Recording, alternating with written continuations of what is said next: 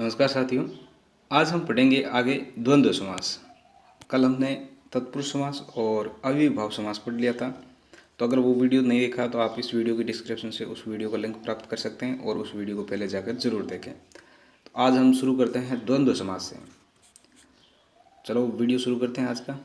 Video शुरू करने से पहले अगर आप हमारे चैनल पर पहली बार आए हैं तो प्लीज़ हमारे चैनल को सब्सक्राइब करें और इसे ज़्यादा से ज़्यादा शेयर करें। अपनी अमूल्य उचित राय हमें कमेंट बॉक्स के माध्यम से ज़रूर प्रेषित करें और अधिक से अधिक लाइक करें, शेयर करें।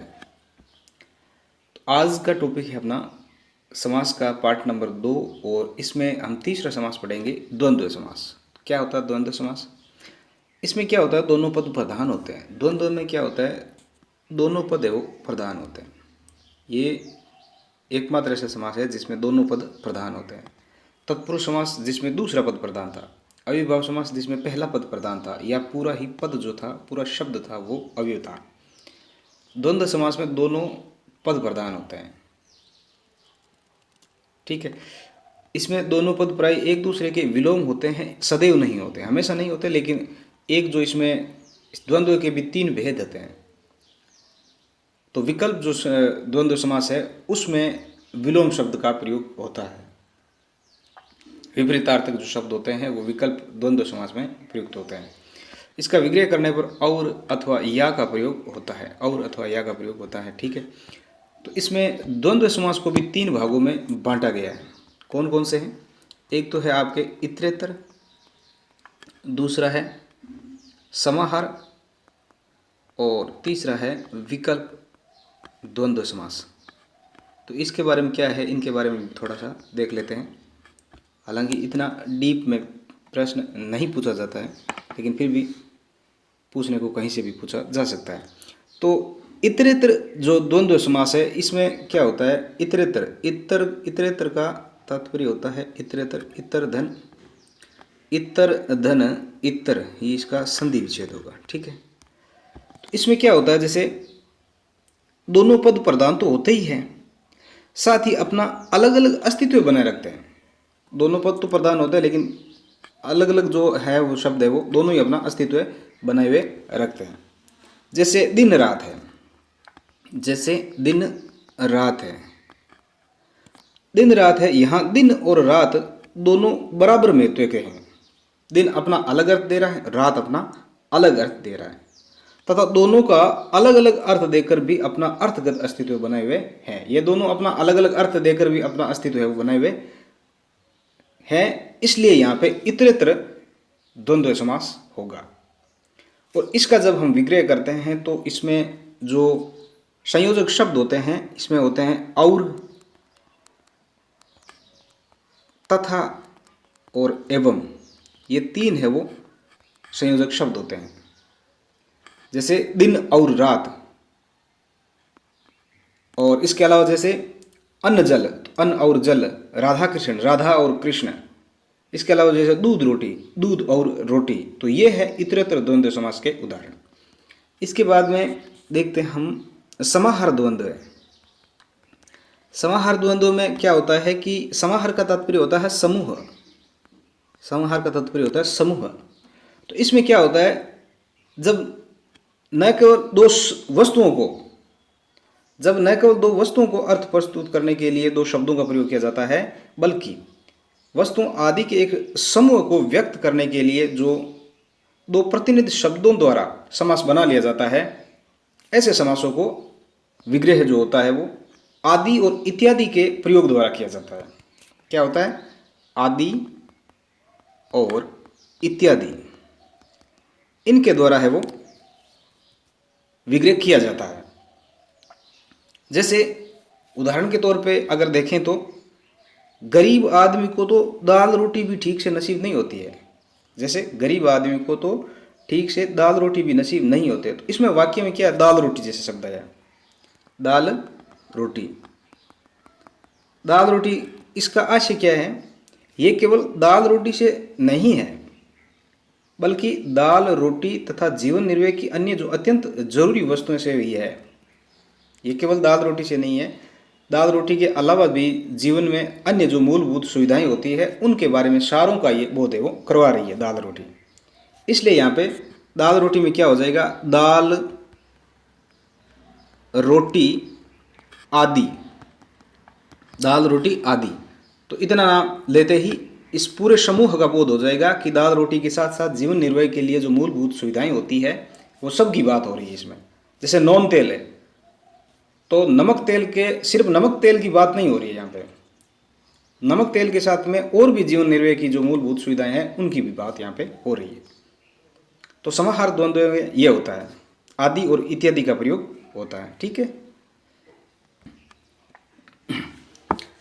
फिर है विकल्प द्वंद्व है। विकल्प द्वंद्व, विकल्प द्वंद्व क्या होता है, इसमें दो शब्दों के बीच या अथवा, ये दो है ना शब्द लगते हैं, ये इसके दो अवयव शब्द है वो लगते हैं, या अथवा, तो इसे विकल्प द्वंद्व कहते हैं। जैसे पाप पुण्य, पाप पुण्य, तो यहाँ बीच में आएगा या अथवा, पाप या पुण्य, पाप अथवा पुण्य। ये विकल्प द्वंद्व है वो विपरीतार्थक शब्दों का योग होता है, अर्थात इसमें विलोम शब्द प्रयुक्त किए जाते हैं। विकल्प द्वंद्व समास में विलोम शब्द होंगे, ये ध्यान रखना है। जैसे आज, आज कल, आज या कल, तो ये विकल्प चयन कर रहा है, या तो आज या कल। इसके अलावा जैसे धर्माधर्म है, धर्माधर्म, धर्म या अधर्म, सुख दुख, सुख या दुख, लाभ हानि, लाभ या हानि, तो ये सारे विकल्प द्वंद्व समास के उदाहरण माने जाते हैं। ठीक है, उसके बाद में अब शुरू करते हैं इसके कुछ जो उदाहरण हैं बहुत ज़्यादा महत्वपूर्ण, उनको पढ़ लेते हैं। 3 थे,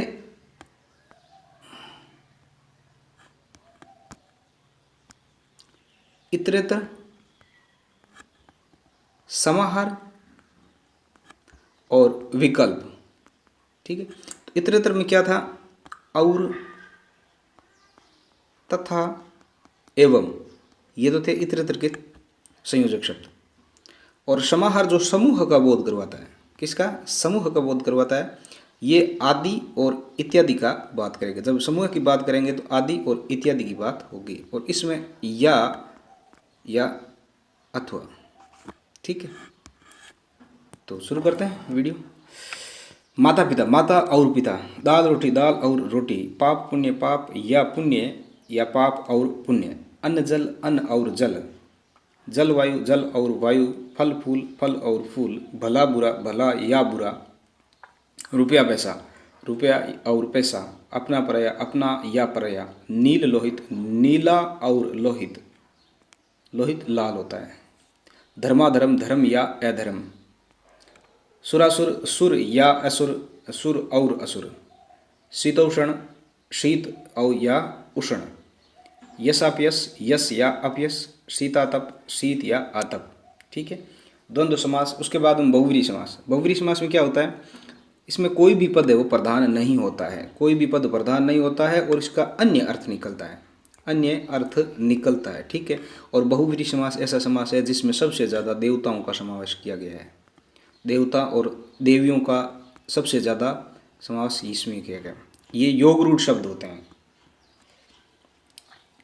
इसमें प्रयुक्त पदों के सामान्य अर्थ की अपेक्षा अन्य अर्थ की प्रधानता रहती है। किसकी, अन्य अर्थ की प्रधानता रहती है। ठीक है, इसका विग्रह करने पर वाला है जो, जिसका, जिसकी, जिसके, वह आदि आते हैं, अर्थात इसका विग्रह करने पर इसका अन्य अर्थ इन शब्दों के माध्यम से आता है।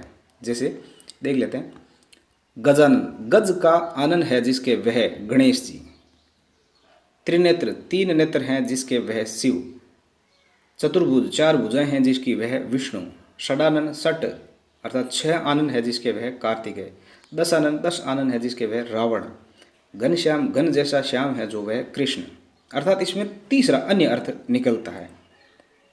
पीतांबर, पीत अंबर है जिसके वह विष्णु, चंद्रचूड़, चंद्र चूड़ पर है जिसके वह अर्थात शिव, गिरिधर, गिरि को धारण करने वाला है जो वह कृष्ण, मुरारी, मुर का अरि है जो वह, आशुतोष, आशु अर्थात शीघ्र प्रसन्न होता है जो वह, नील लोहित, नीला है लहू जिसका वह। वज्रपाणी,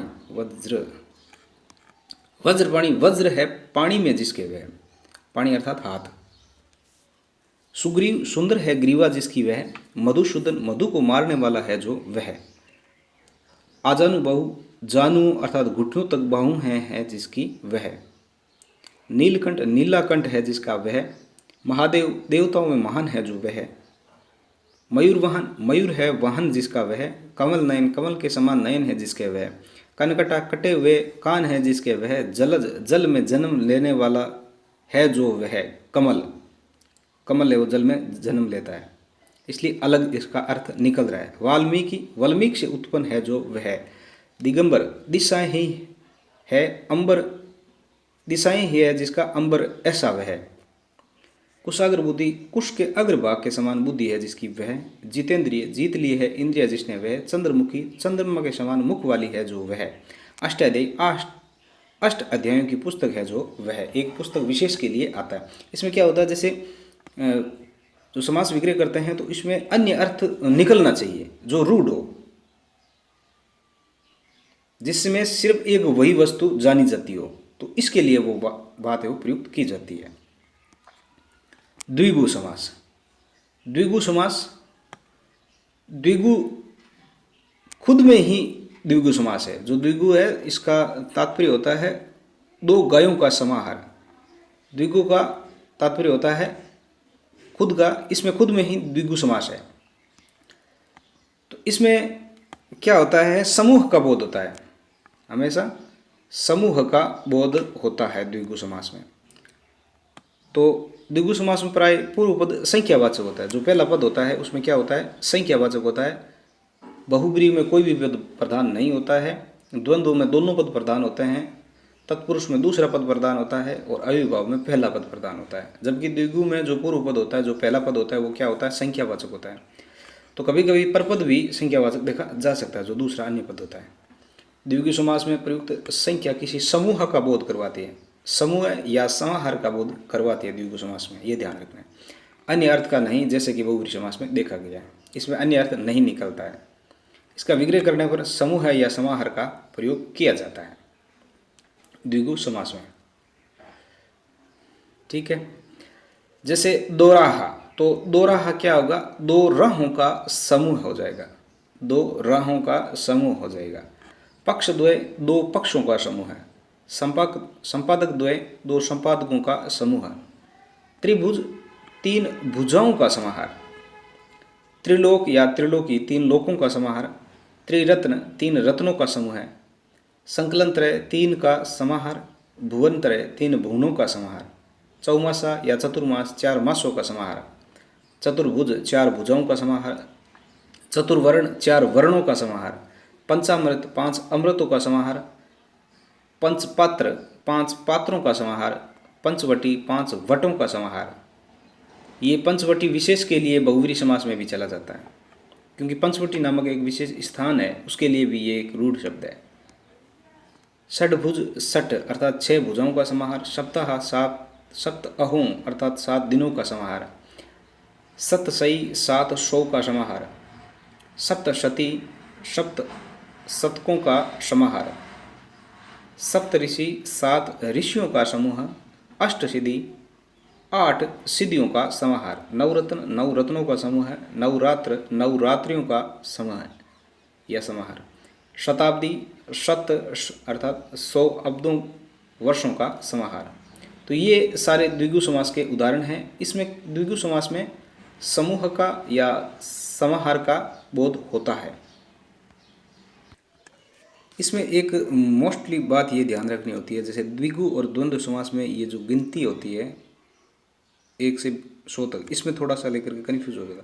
जैसे द्विगु समास जो होता है, जो समूह का बोध करवाता है, इसमें क्या होती है, संख्या आती है 1 से लेकर 9 तक, और उसके बाद में जो 10 है, 10 के बाद में 20 है, 30 है, 40 है, 50 है, 60, 70 ऐसे करके 100 तक।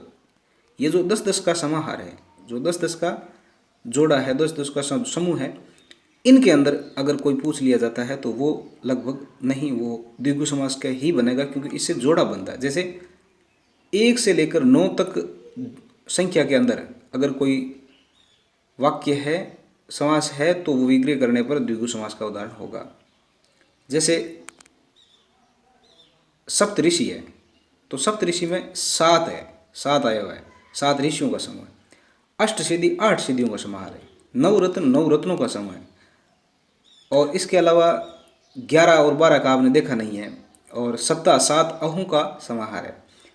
उसके अलावा 100 से ऊपर अगर 200 है, 300 है, 400 है, 500 है, वो भी द्विगु समास के अंतर्गत आएंगे। जैसे सतसई है तो 7 100 का समाहार, सप्तशती है, सप्त शतकों का समाहार। उसके अलावा शताब्दी है तो शत 100 अब्दों का समाहार। तो द्विगु समास में 1 से 9 तक संख्या आएगी और उसके अलावा जो जोड़ा है 10 का, 20 का, 30 का, 100 का, 100 तक, और उसके बाद में 100, 200, 300 ये है।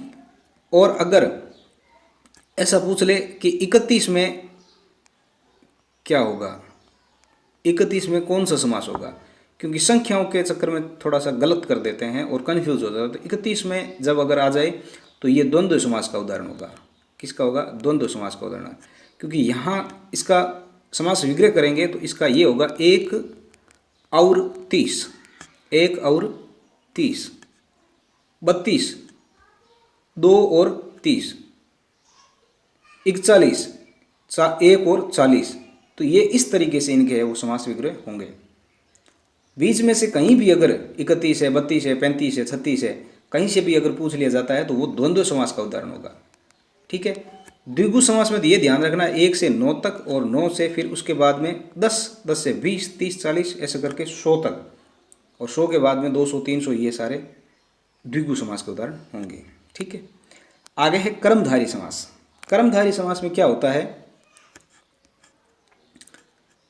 इसमें जैसे विशेषण विशेष्य होता है, विशेषण विशेष्य होता है, या उपमेय उपमान होता है। उपमेय उपमान होता है, एक तो विशेषण होता है और एक विशेष्य होता है। तो ये इसके अंतर्गत होता है, यानी एक जो विशेषता बताता हो और एक जिसकी विशेषता बताई जाती हो, तो वो इसके अंतर्गत कर्मधारी समास के अंतर्गत प्रयुक्त होता है। ठीक है। कर्मधारी समास में एक पद विशेषण तो दूसरा पद विशेष्य होता है। इसमें कहीं कहीं उपमेय और उपमान का संबंध होता है तथा विग्रह करने पर रूपी शब्द का प्रयोग होता है। तो रूपी शब्द से रूपक अलंकार का विबोध हो जाता है। तो इसमें जैसे पुरुषोत्तम है, पुरुषों में है जो उत्तम, अर्थात एक तो इसमें उपमेय होगा और दूसरा उपमान होगा। एक तो होगा विशेष्य और दूसरा होगा विशेषण। एक वो होगा जो विशेषता बताता है, किसकी? जो विशेषक होगा उसकी विशेषता बताएगा। तो ये इसमें चीज़ ध्यान रखनी है, एक विशेषता बताएगा दूसरे की। कर्मधारी में नील कमल, तो नीला है जो कमल, कमल की विशेषता बता रहा है कि कमल कैसा नीला है। महर्षि, महान है जो ऋषि, ऋषि कौन सा? महान है जो ऋषि। नराधम, अधम है जो नर, अधमरा आधा है जो मरा हुआ। ये मरे हुए की विशेषता बता रहा है कि मरा कैसा है? आधा मरा हुआ है। रक्तांबर, रक्त के रंग का, अर्थात लाल जो अंबर है। कुमुति, कुत्सित जो मति, मति अर्थात बुद्धि। कुपुत्र, कुत्सित जो पुत्र। दुष्कर्म, दूषित है जो कर्म, कर्म कैसा? दूषित कर्म। उसके अलावा चरम सीमा, चरम है जो सीमा। लाल मिर्च, लाल है जो मिर्च। कृष्ण पक्ष, काला है जो पक्ष। शुभागमन, शुभ है जो आगमन। उसके अलावा नीलोत्पल, नीला है जो उत्पल। मृग नयन, मृग के समान है नयन। राजर्षि, राजा जो राजा भी है और ऋषि भी है। नरसिंह, जो नर भी है और सिंह भी है। मुखचंद्र, मुख चंद्र, ये मुख चंद्र पूरा होगा। मुख रूपी चंद्रमा, मुख रूपी चंद्रमा। तो यहाँ इसमें रूपक अलंकार हो गया। वचनामृत, वचन रूपी अमृत। भवसागर, भव रूपी सागर। चरण कमल, चरण रूपी कमल। क्रोधाग्नि, क्रोध रूपी अग्नि। चरणारविंद, चरण रूपी अरविंद। और विद्याधन, विद्या रूपी धन। ठीक है। तो इस तरीके से हमने आज समास का पूरा टॉपिक है वो कंप्लीट कर लिया है। और समास में जो ये उदाहरण मैंने दिए हैं, इन उदाहरणों का देने का मेरा एक उद्देश्य था कि जितने ज़्यादा उदाहरण हम अभ्यास करेंगे उतने ज़्यादा हमारे वो क्लियर हो जाएंगे। तो ये उदाहरण भी ऐसे नहीं है कि कहीं से भी उठा करके ले लिया, ये एकदम अच्छा ऑथेंटिक बुक से आए हुए हैं और यहाँ से प्रश्न आते हैं एग्ज़ाम में, यहाँ से प्रश्न आते हैं और इनमें से ही वो सारे समास सम्मिलित किए हैं, जो समास शब्द सम्मिलित किए हैं जो अब तक परीक्षाओं में कहीं ना कहीं आए हुए हैं। तो इस वीडियो को ज़्यादा से ज़्यादा देखें, शेयर करें और प्रोत्साहन स्वरूप मुझे अधिक से अधिक लाइक ज़रूर करें, वीडियो को अधिक से अधिक लाइक करें और शेयर करें। मिलते हैं अगले वीडियो में, तब तक के लिए नमस्कार, जय हिंद।